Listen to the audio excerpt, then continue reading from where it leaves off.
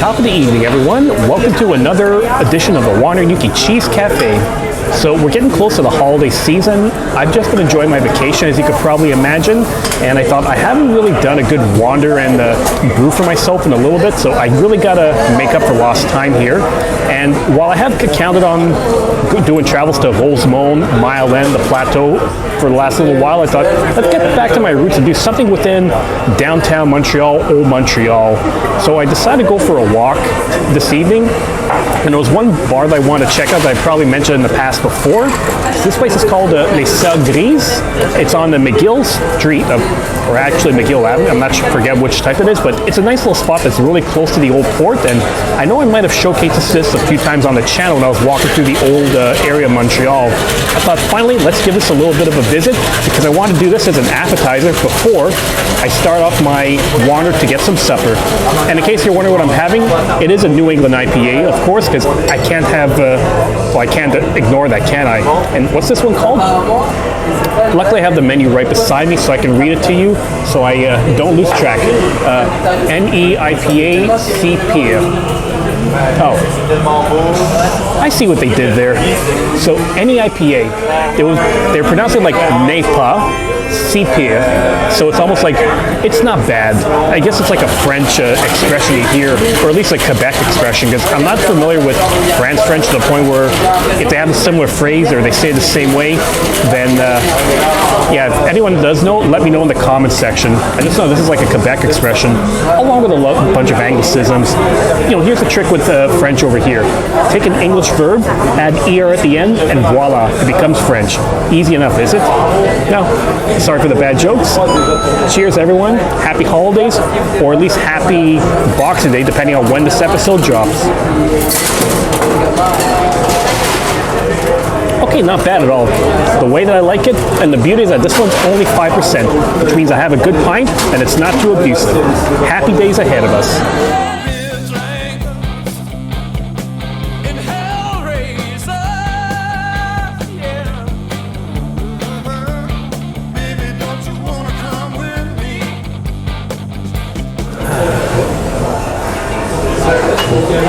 Very delicious brew. I'm glad I was able to come back here once again. I think I remember the last time that I came here was, I'm going to say maybe it was around 2019. This was around the time that I was working more in the office as opposed to home, so I was able to hop around, discover what was around Montreal, especially downtown, old Montreal, and then see, you know, what I like.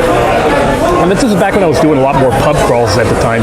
And in case you're wondering, no, pub crawls doesn't mean that you get 3 pints in one spot, go for another 3 somewhere else, and then next thing you know, you're passed out in the middle of the street. You can go to one bar, do 1 pint, see if you like the vibe and etc. Otherwise, just hop along somewhere else and check it out too. So I'm kind of glad I'm able to revisit it again, and especially be able to revisit these things while I have a YouTube channel too, which I was almost afraid that I wouldn't be able to do at all anymore, because I was mentioning earlier in the short that I had some issues with my camera, that the thread connection on the tripod area doesn't work anymore. And yeah, even though I was trying to repair it, truth is that this thing is kind of hard to do.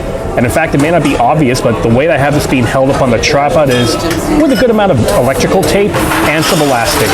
It's not pretty, but at least it gets the job done, so I can still get my vlogging done for everyone's pleasure.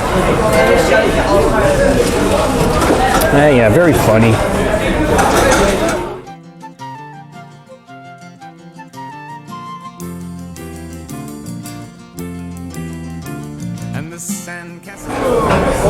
So that was a pretty tasty New England IPA, and as luck would have it, just the fact that I'm a YouTuber and a guy with a vlog, I ended up with a free shot of Jameson Irish whiskey, and I thought, okay, it's free, why not?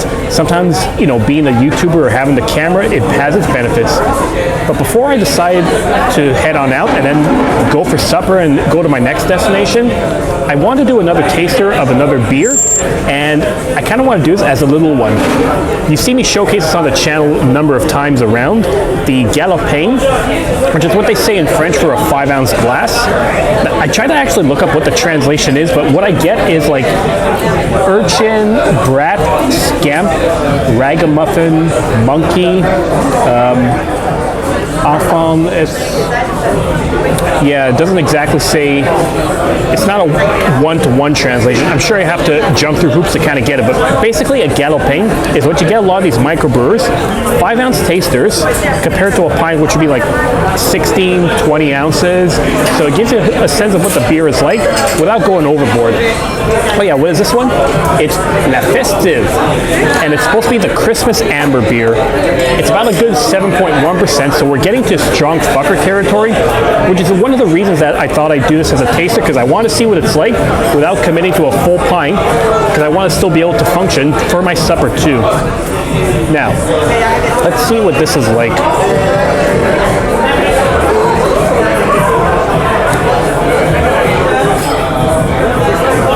Okay, it's really good.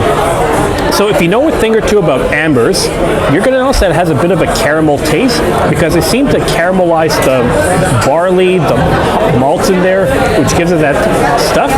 But I feel like there's also a spice mix in there that you typically find a lot around Christmas time. Might be cinnamon, might be nutmeg. I don't know. I probably have to ask what the details are, but it's a pretty good one. And it gives me a good way to showcase this bar without going overboard. And actually, funny enough, somebody was passing by here and saw me with a camera while I was recording a little bit, and they said, "Hey, YouTube." I wasn't able to capture that, but it is what it is. And so, I've got a nice concluder, and as for where I'm going to be going for supper, I have a plan A. And hopefully, if that works out, I'll be able to showcase that again, tie into my heritage. If it doesn't, I have a plan B. And I'm just going to hope I don't get into further along in the alphabet, because I don't want to get into a plan Q. Plan Q. Sorry, that's a French joke. Look it up, thank me later, or throw a rock at me.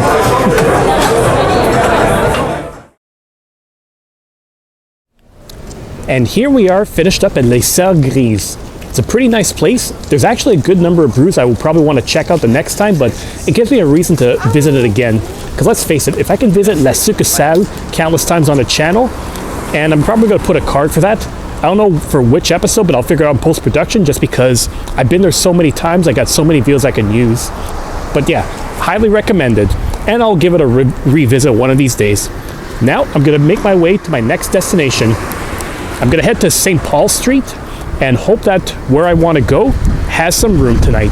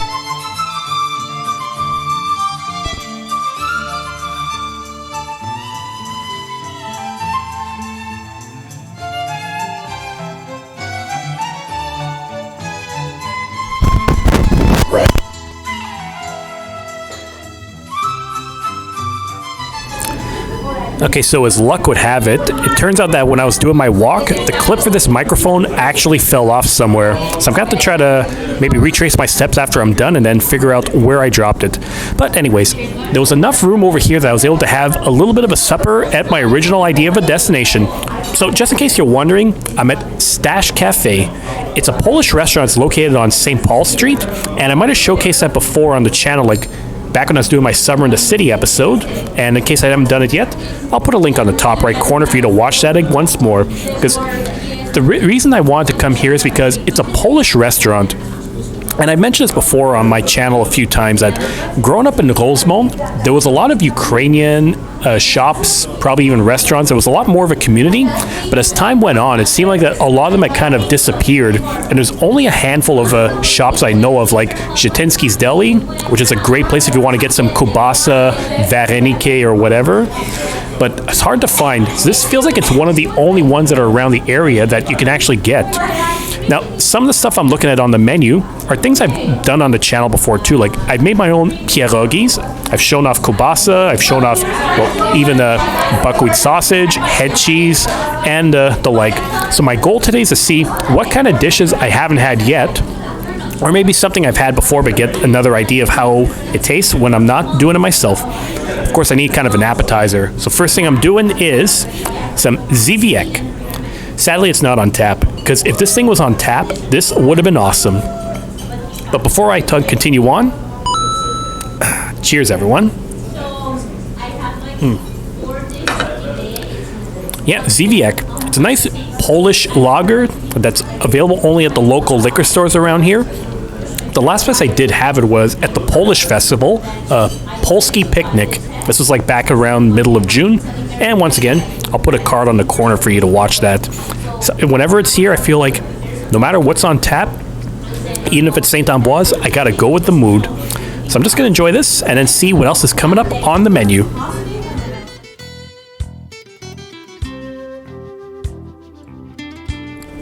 Quite amazing. So like I said, what I wanted to do on the menu today was see what I can get tonight that I haven't made myself at home yet. Like, I've already done my own pierogies, I've done kielbassa, I've even done borscht before too, which I did for Halloween as well. But I thought I'd start off with an easygoing soup that's called Zurek. Say this rye malt soup with little pieces of pork sausage. So my guess is that it takes some slabs of kielbassa, or no, kielbassa is Ukrainian, kielbassa is Polish. So I'm guessing they do that and mix in with a nice barley and rye soup. Oh, it's very nice. Yeah, I can dig that too. Now I'm kind of hoping I can find another dish on the menu that I haven't made yet.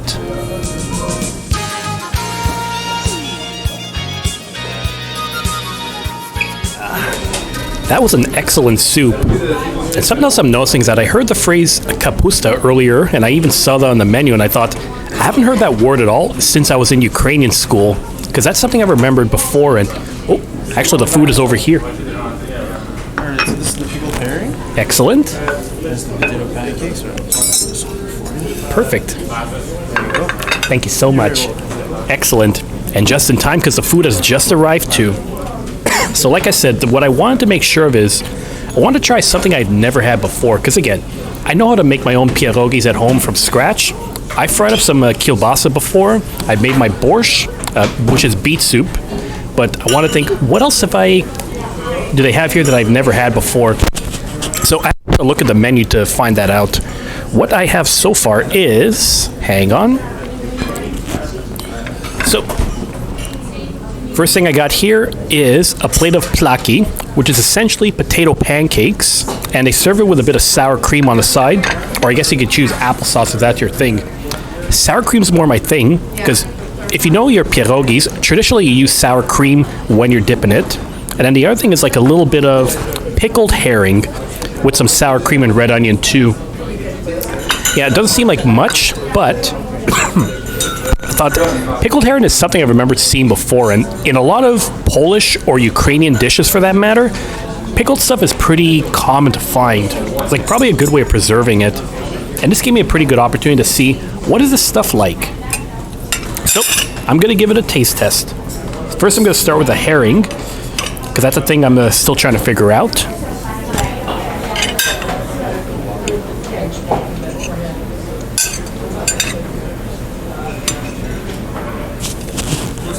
And now, giving it a taste.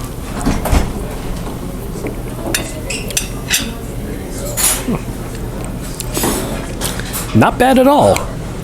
I never would have thought about pickled fish like that, but it does kind of make sense. Then next thing I'm going to be doing is the potato pancake. And yep, I'm going to be dipping in sour cream, because I am a Ukrainian after all. I got to do it.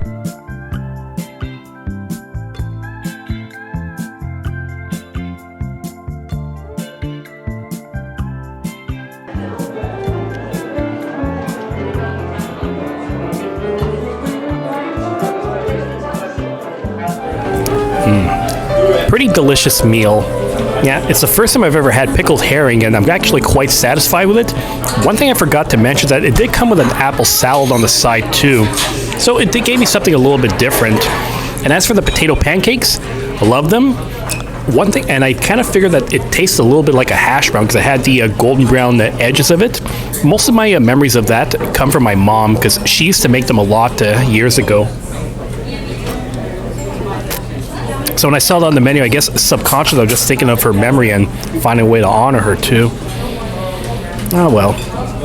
So I'm just going to sit down and enjoy the rest of this beer, and I feel like that there might be something on the menu that would catch my attention. It's just a question of what. I got a little bit of room in me.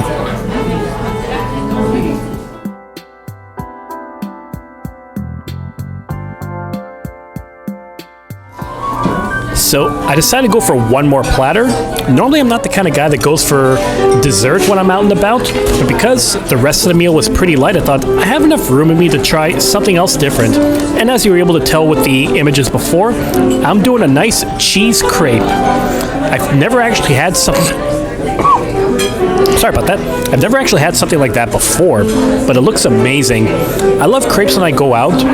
Like, sometimes when you get them, they're so thin, but their stuff is so much, it kind of feels like it's practically a meal here. Now, this one looks like it has a bit of a strawberry jelly there with maybe some white cream.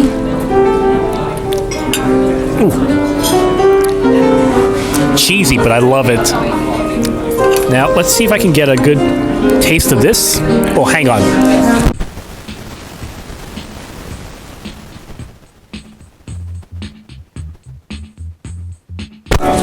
Yeah, something as basic as a clip for the microphone.